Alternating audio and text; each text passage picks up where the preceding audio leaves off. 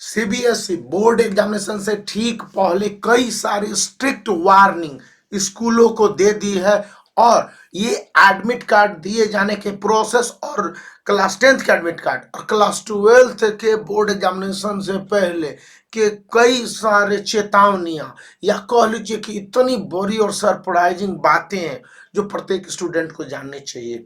इस बार ये एग्जामिनेशन काफी स्ट्रिक्ट होने वाले हैं जैसा कि सीबीएसई का कहना है, क्योंकि पिछले कई सालों से जब बोर्ड एग्जामिनेशन पटरी पर आए 2022 में और उससे पहले 2020 के पहले की जो बोर्ड एग्जामिनेशन में क्वेश्चन पेपर को लीक होते रहे और कई स्टेट में इस तरह के क्वेश्चन पेपर के लीक होने की घटना बिहार में भी आई और एक दो स्टेट हैं साउथ इंडिया के, वहां पर भी इस तरह के कंप्लेन है।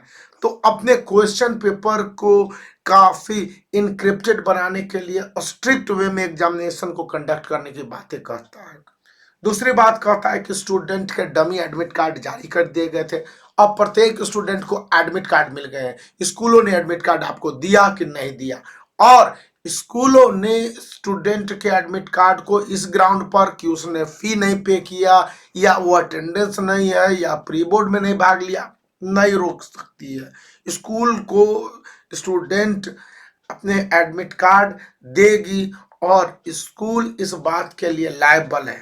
थर्ड बात है कि अगर कोई स्कूल ऐसा करता है तो सीबीएसई उसके अगेंस्ट में देन एंड देयर एक्शन लेगी।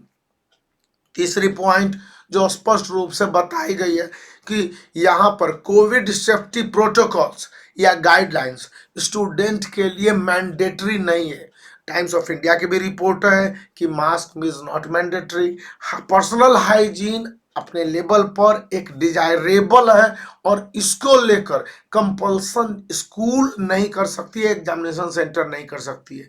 कफ, कोल्ड, स्नीज और लाइट फीवर और लाइट डिजीज के कंडीशन में स्टूडेंट अपने एग्जामिनेशन को दे सकते हैं, लेकिन एग्जामिनेशन हॉल में उनके बैठने के अलग व्यवस्था भी यदि स्कूल चाहे और देखे कि नहीं स्टूडेंट के लिए स्पेशल व्यवस्था करने की जरूरत है तो वो करने के लिए तैयार है। और इस बात से कोई भी स्कूल मना नहीं कर सकता, कोई भी स्टूडेंट मना नहीं कर सकता, क्योंकि यह एक कंपलसरी और इनैक्टमेंट वाला strict disciplinary part of the examination है। तो यहाँ पर कुल मिला के कहा यही जा रहा है कि यदि एग्जामिनेशन सेंटर अपने हिसाब से कुछ विचार करता है तो वो उस हिसाब से स्टूडेंट के सीट का अरेंजमेंट कर सकता है और इसको लेकर कोई भी इफ्स एंड बट्स नहीं होंगे। पॉइंट नंबर 5, फोर्थ या 5 है कि एक स्टूडेंट एग्जामिनेशन हॉल में जाने के बाद जब वो सीटिंग अरेंजमेंट के तहत बैठता है तो उसके सीटिंग अरेंजमेंट को नहीं चेंज कर सकता है अपनी इच्छा से।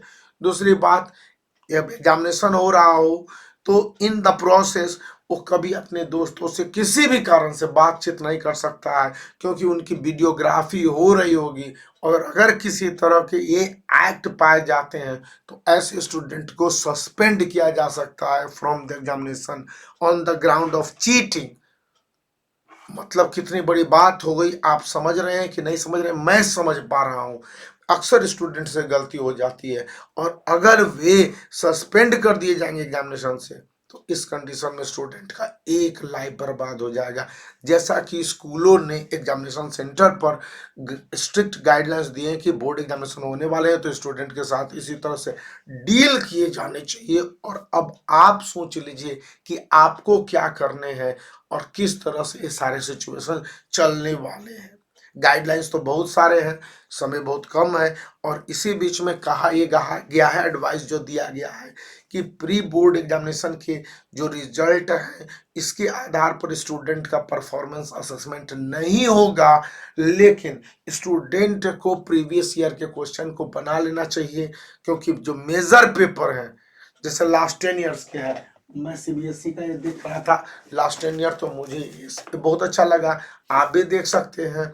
और इसी तरह से जो भी आपके पास 10 ईयर्स हो, लास्ट 10 ईयर्स के टू 15 ईयर्स के क्वेश्चन पेपर को अच्छी तरह से बना लें, यही आपके लिए मील ऑफ द एग्जामिनेशन होगा।